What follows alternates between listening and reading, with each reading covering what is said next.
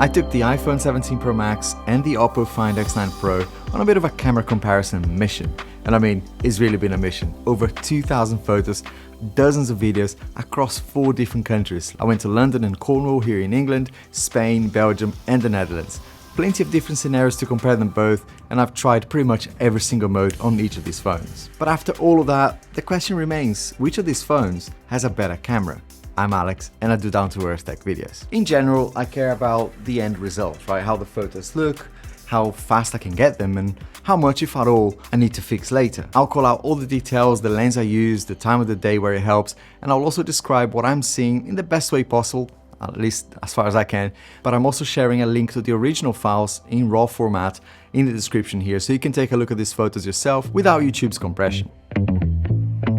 A quick context for me, I think is important to share my opinion, otherwise you may as well just watch an AI video, right? But right off the bat, the OPPO X9 Pro has been more fun to use. It doesn't mean it's perfect, but for example, master mode is a fantastic way to learn photography. I'm still learning, I'm not a photographer. And even if you don't change anything in that mode, it's a much better way to think about how white balance and shutter speed, all of those combinations of, ISO, how those things impact the shot that you're trying to get. One thing I noticed in this mode though is that RAW MAX on the OPPO is a touch slower to capture. I mean, you are generating sometimes 60, 70 meg, in terms of the file size, and there's a lot of information in there. By comparison though, the 17 Pro Max is ridiculously faster at taking raw shots. It's just, you can take maybe 3 shots in the same time that the OPPO takes 2. If I'm chasing kids or doing street photography, that speed matters. In general, I thought outdoors, OPPO's color is just better for me. It's gorgeous. Indoors is a bit of a different story. Under mixed LEDs, the OPPO can go a little bit plasticky and, kind of mess up on colorful objects. The iPhone tends to stay truer in those kind of darker scenarios. Not always, but in those indoor situations, more consistently.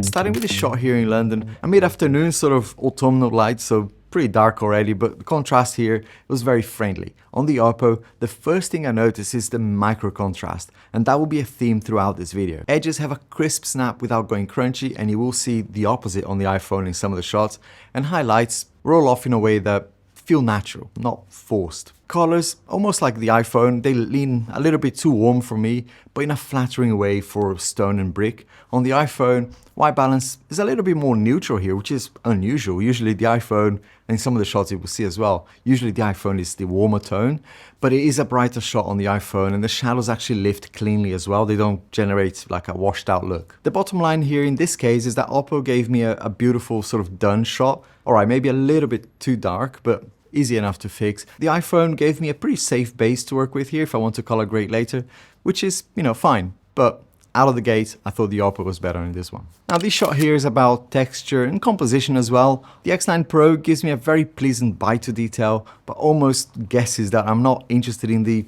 other stuff around it. It looks sharp where it needs to be, and look at how it gave the shot this very nice focus on the subject, using shadows as well as sharpness, which, I don't know, overall made the whole shot look really good. The iPhone holds those mid-tones a fraction denser, which I do like if I want to add clarity later, and it also captures more of that surrounding scene. I mean, you can even make out the texture on the pavement here, which depends on your taste. You might prefer that look. Visually though, for me, I think OPPO again looks finished out of the camera. It's almost like an artistic shot here without any filters. The iPhone image, not just this one, but any of the ones that I've shared here in the raw files, respond really well to small edits without breaking anything. They're very malleable in that sense. A quick thank you to today's sponsors, because when I'm filming and traveling, my phone is constantly ringing, and especially at this time of the year, kind of near the holidays, with lots of courier deliveries trying to get in touch. I get loads of unknown calls as well when I'm on the road, and unfortunately, a lot of them are spammers. Truecaller helps me see who's calling before I pick up, and it blocks out a lot of the junk for me so I can just get on with my day. On the iPhone, the features to call our live caller ID, of course, which identifies unknown callers, including businesses, and advanced spam blocking, which automatically blocks known spammers, based on Truecaller's verified list. There's also reverse phone lookup. If you want to check a number quickly after you receive that call, you want to see, hang on, who just called me? You can use this reverse lookup to find out who they are. On Android, you also get the AI side of things. AI Caller ID shows who calling and why. AI Max Auto Block can stop new and emerging scams before they even spread. And AI Call Screening, also called Truecaller Assistant, can answer and screen the call for you. Super useful, and you also get the reverse phone look app on Android. A real example from this trip, I had a courier trying to push me to a payment link for a redelivery, but Truecaller flagged it and I was like, nah, that was the end of that. Such a useful feature, especially when you're busy and you might just, if you're expecting something, right, you might not even think. It's one of those things that I should know better, but it's good to have that extra layer of security there for us. Fewer interruptions as well, and more time actually doing your work. It's getting to that time of the year where these spam calls are getting quite common. Check out Truecaller in the link below, or scan the QR code here.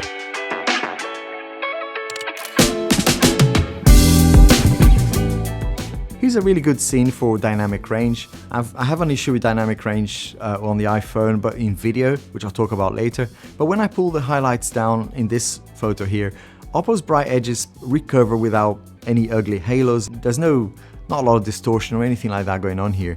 The overall look stays quite cinematic, perhaps a tad too sharp for me, for my taste anyway.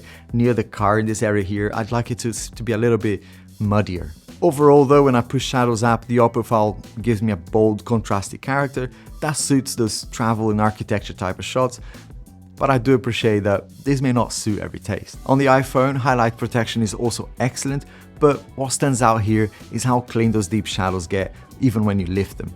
You get less color noise sneaking in. In this situation, I think OPPO does nail sort of highlight aesthetics, and the iPhone edges it when it comes to shadow lifting in general. It doesn't get washed out, which can happen sometimes. Right, I had to take a quick pause here in the edit and add this in because, I don't know, I kind of forgot that I took these shots. This is wild for a phone. When I said that the X9 Pro is fun, this is one of the reasons why. X-PANO. This is an ultra-wide sweep with almost no distortion, and that one person on the beach here sells the scale. I have to say, I didn't plan that, it just happened, but I'm genuinely impressed by how good the shots are. Apple panos always look great, and you can capture quite a bit of as well, but just moving the phone, in a steady manner. But man, this mode X-PANO on OPPO is fantastic, and there's so many things that impress me about this phone. There's also an accessory for the X9 Pro which takes telephoto shots to yet another level. I know there are attachments that you can get for the iPhone as well, and many brands that do them. I actually like some of the kind of probe lens that you can get from Sandmark, for example, but I haven't seen anything quite like this for the iPhone. It's a Hasselblad optical add-on that snaps onto the X9 Pro and turns that already amazing 200 megapixel telephoto lens into a true super zoom lens. You get a 230mm optical view, then clean, usable crops stepping out to the equivalent of 460mm. Even just saying that, right, it's insane. And even 920mm for stills. None of those mushy digital mess that you get with, some zoom shots or AI slop as well, that you can also get. Just proper reach from a phone that you already have in your pocket. Of course, there's a little bit of processing in some cases. For most shots, like these ones I'm showing you here, the magic was purely, I'd say 90% done optically. Where this is going to make a difference is going to be in things like concerts, wildlife shots, stadium, if you get those kind of nosebleed seats, or city details as well, like these ones that are miles away. This is where I think the X9 Pro stops being, just another flagship and becomes one of those very few mainstream phones that actually behaves like a compact long lens camera. Personally, I think this is cool. It's an exciting time in the smartphone area with lots of different brands innovating in many different ways. So I hope this catches on. And there are some rumors that Apple is working on something maybe not similar like this, but something that will make the telephoto lens even better. But let me know what you think about this stuff. Now, this is an interesting one, considering it's an Apple Store image here in London, and it was getting darker as well. But the X9 Pro is leaning towards a bit more filmic for me, kind of a very, very gentle, warm. Even though it's daylight, it had almost like a low light feel to it. Whites in this picture, it's kind of inside the store there. They aren't clinical, but that's okay because it gives the buildings and general skin tones anyway a more flattering look. But it's not exactly how I remember. How I remember is those things are really white. The iPhone stays reference neutral here as well, but with very controlled saturation. Not to say, it's almost like a lacking color a little bit. It's worth noting that both devices have the option to bake in different styles, as you probably know, right? OPPO calls those filters, and on the iPhone, they're called styles. If you want to quickly select a style, I think the OPPO gives you more option, but I do like how Apple lets you tweak each style individually by hand, right? For me though, if I'm shooting RAW, I kind of expect that less saturated look anyway, because I can be creative in the edit. I think we're starting to see a theme here, right? I get more character out of the photo on the OPPO, and I love phones that do that. Maybe it's just my taste. Earlier this year, for example, I reviewed the Xiaomi 15 Ultra, and honestly, from a photo perspective, that's gonna be hard to beat this year. And OPPO is doing a similar thing here, and is, in fact, in some cases, I think is doing an even better job. It's not afraid of having an identity, which the iPhone is lacking right now. The iPhone is a bit more neutral across the board, but you can add your own flavor in post anyway. And here's an example of what I mentioned earlier, indoors. This is where the iPhone, for me, I think does a much better job. Indoors with, you know, good lighting, even though it's artificial lighting. I don't know, OPPO's RAW MAX file does give me the ability to fix the lighting, but if I was looking to quickly post something online, the indoor shot here out of the iPhone was way better. And here's I think this was close to midday, sort of landscape shot, which can sometimes look a bit clinical, right? I've seen that with Samsung phones, for example. They're very nice and sharp images, but it's nice to have a natural feel to them sometimes. And I think the X9 Pro darkened the scene here a little bit too much out of the camera, but I kind of prefer the sky on the OPPO. If I could replace the sky of the iPhone image with the sky on the OPPO, I think I'll probably get the best shot here. But I always look at skies anyway. I think sky gradients are a great sort of test in general. The roll-off from the X9 Pro looks very smooth and organic as well. It doesn't look unnatural, with crisp edges sort of in the building lines there. The iPhone is also very strong on gradients, there's no denying that, but out of the camera I just prefer how the OPPO looks. When it comes to the rest of the picture, like the foreground here and these houses as well, I actually prefer how the iPhone handled it. Now here's a challenging one, right? Portrait in low light. In good light, I think portraits is very hard to find a phone that doesn't do a good job these days. You're gonna have to be like pixel peeping and looking at hair strands to see which one is better. Here in a dim lit restaurant, which is, you know, a challenging situation. My son is in the shadow as well, which is not great because there's almost like a light above the table and he's just out of it. So you can barely see his hair in the OPPO shot here. But I think skin tones wise, are way more natural on the OPPO. Crucially though, I think the X9 Pro gives us a sharper image, which I appreciate may not suit every taste. Sometimes you do want a little bit of a rough and ready look, but in this situation, I thought the iPhone made the shot look a little bit too soft and washed out. It's actually hard to tell where the focus is. If you look at his shirt, for example, the iPhone is giving it that portrait look, but kind of missed the detail on his face. I don't mind everything else being, you know, in a bokeh, but I don't know. I think there's too much emphasis on being out of focus elsewhere, but they also forgot to focus on the face, it seems. And that's true in other shots too, not just portrait. This is a sneaky shot here at the same restaurant, for example, where I was using the telephoto camera in low light. And even when it detects a face, you know, you can actually see as you're about to take the shot that it kind of, there's a little square around the face. So you think, oh great, at least he knows there's a person there, so he's gonna do the best he can to get the best out of that photo. But it looks like there's a lot more focus on the glasses near the table here rather than the person. Whereas the OPPO kind of used AI a little bit too much here, so the guy looks a little bit plasticky, but in this case, it doesn't look mushy, you know, there's a lot more detail in there. Now, something that I really appreciate on the X9 Pro, and kind of Android phones in general, to be honest, is the different smart scenes that we get. I didn't get to use all of them, but Silhouette is by far my favorite. You know, at the right time of the day, you can kind of achieve a similar result on the iPhone, but not the same. I love how the OPPO shot here, for example, kept the sky really dramatic, and the edges here on this mountain are really nicely defined as well. If you look near the mountain parts, you'll see that the iPhone, it's a nice shot, right? There's nothing wrong really with it. And in fact, I think the iPhone kept a lot more detail in those shadow areas here, but overall, it just looks a bit too soft and not the look that I was going for. Probably not a fair comparison because it's a specific mode and there's all sorts of, you know, computational photography going on here. But I think even when you look at the water and reflections here, everything just looks way nicer for me on the X9 Pro. When it comes to macro shots and just close-up shots, not necessarily macro, I noticed a couple of things as well. Mainly though is the lack of color, or should I say lower color accuracy on the iPhone. In this random shot here of this hedge, OPPO went a little bit too dark for me. I love the natural look of the background here, but the subject lost some of the detail in this darkness. The iPhone is giving me a lot of detail in the subjects, but it made the whole picture look a little bit too digital. But the main focal point here looks better on the iPhone. One thing that's still annoying maybe 3 years on, and I don't know if you noticed this on your own iPhones, but is how they still have these crazy artifacts in the background. I noticed this back in the 14 Pro Max review. You see this a lot in nature shots, like trees and mountains, and it's still there as you can see. It's such a giveaway as well that this was taken on a phone. Again, because it's digital, it's such I think an easy thing to fix. It can be tweaked in post, and there's tools that you can do to remove all of that stuff, but out of the camera, the OPPO shots are closer to how I remember it, maybe a little bit on the higher saturation side, but overall a nicer photo. Interestingly though, and that's probably a negative on the OPPO, is that the background, the van here, looks way too red. You know, the real van wasn't that red, and the iPhone did a much better job here in the background. But the actual subject color was more accurate on the X9 Pro. The whole picture is a bit brighter as a result. Same here in this motorbike. The iPhone went way too warm. You know, the gold there is way too goldy, and the red kind of lost its realness for me. Very good detail on both, but OPPO nails the exposure here as well. Some parts of the shot on the iPhone, like the screw here, looks overexposed as well, but yeah, other than that, I just think overall, side by side, the OPPO did a better job.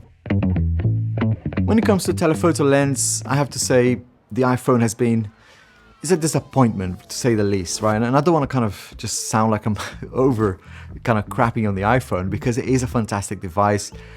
By itself, these photos on the iPhone look great, but it's only when you put it side by side with another flagship device that you think, oh, what a shame, because I was looking forward to the iPhone being, you know, a great camera. I haven't used the 16 that much, so I thought, you know, I'll wait until the 17 and hopefully, you know, with all these upgrades, we'll get a better camera again. But look, it's not one or two shots, it's every single shot just looks better, and crucially, if you're after a zoom shot, for example, they just look sharper on the OPPO by some margin. All right, sometimes AI takes over, and especially with text, and it makes a mess out of things, and I don't really like what it does there, but most of the time, it's just doing a better job optically, you know, even before you go into AI.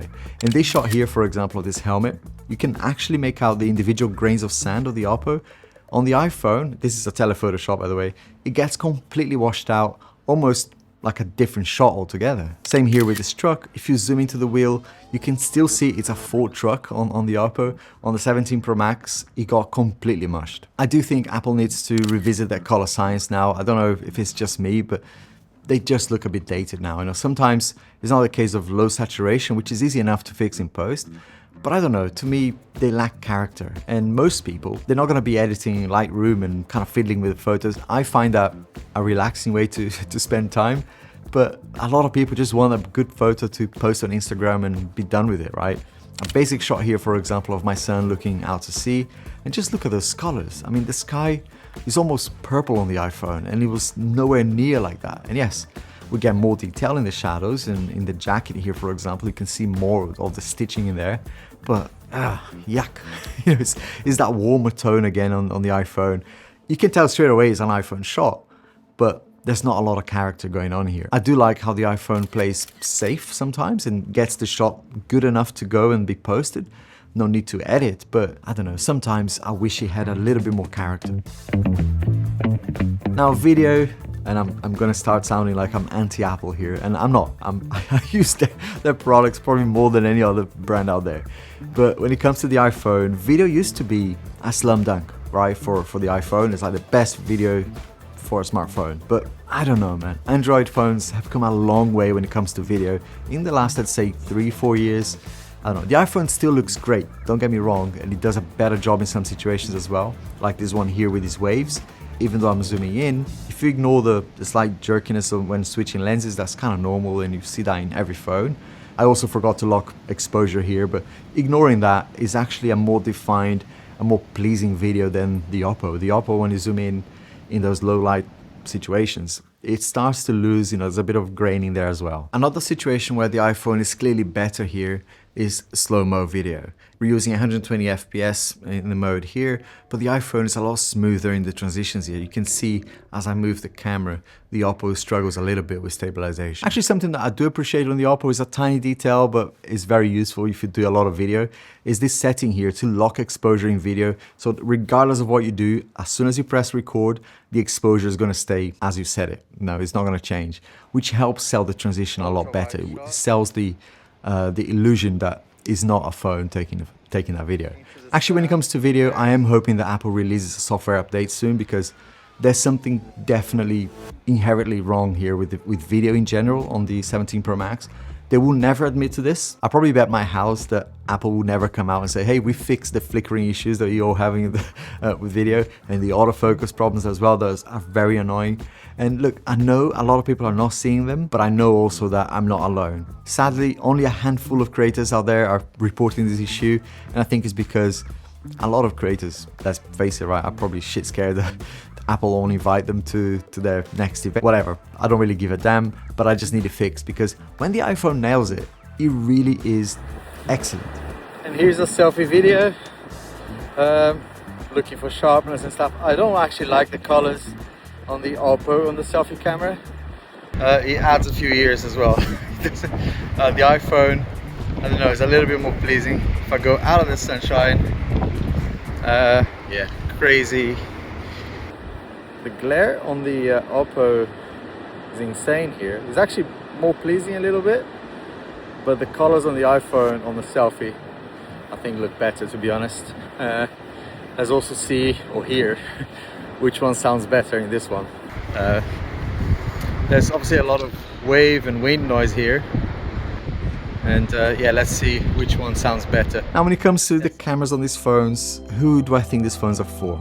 If you're the sort of person who loves tinkering, learning, and getting a beautiful out of the camera look with a bit of character, I think OPPO makes photography feel a little bit like play, a bit of fun. The biggest call out for me is master mode, not just on OPPO, but in a lot of phones. This extra pro mode that we get here, I don't know, it gives you a little bit more fun. And if you shoot outdoors, a lot of travel, a lot of streets, cityscapes, OPPO's color and highlight roll-off are gorgeous. I've seen some photos that people are taking in Mexico for Dia de los Muertos. Holy moly, they are amazing shots. If you're mostly indoors though, or in mixed lights, or you like to kind of grade every photo with confidence, the iPhone's neutrality and raw speed are hard to beat. You know, they are excellent photos really. If timing matters, like kids running about or fast street moments, the iPhone's capture kind of wins there if you're shooting a lot of raw images in that situation. But I gotta come back to this fact that it's so much fun to use the OPPO. There's, you know, with one button you can use something like long exposure and achieve these incredible shots. Of course, I wasn't really trying here. This is handheld. You can probably achieve even better results by using a tripod or something like that. I really like how OPPO made this super easy to do. I think OPPO can improve a little bit more. I mean, the light streaks are not perfect. With the help of AI, maybe they can make this even better. But with the iPhone, I don't think you can do this unless you're using a third-party app. You can do long exposure shots. You have to do like a live photo and then change the live photo to long exposure. But the result, as you can see, isn't the same. For regular shots, both behave very well. Both have a live photo sort of mode.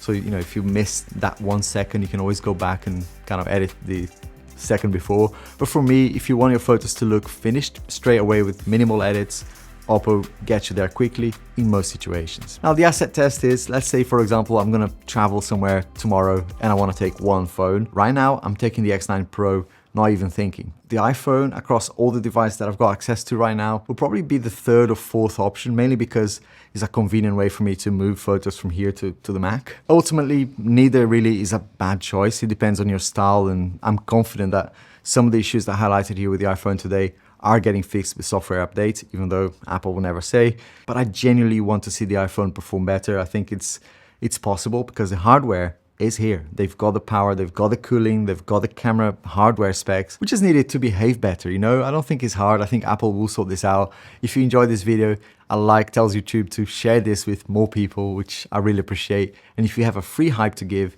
I'd really appreciate that too. And a sub would be even better, of course. And again, thanks to Truecaller for sponsoring this video, and I hope to see you soon.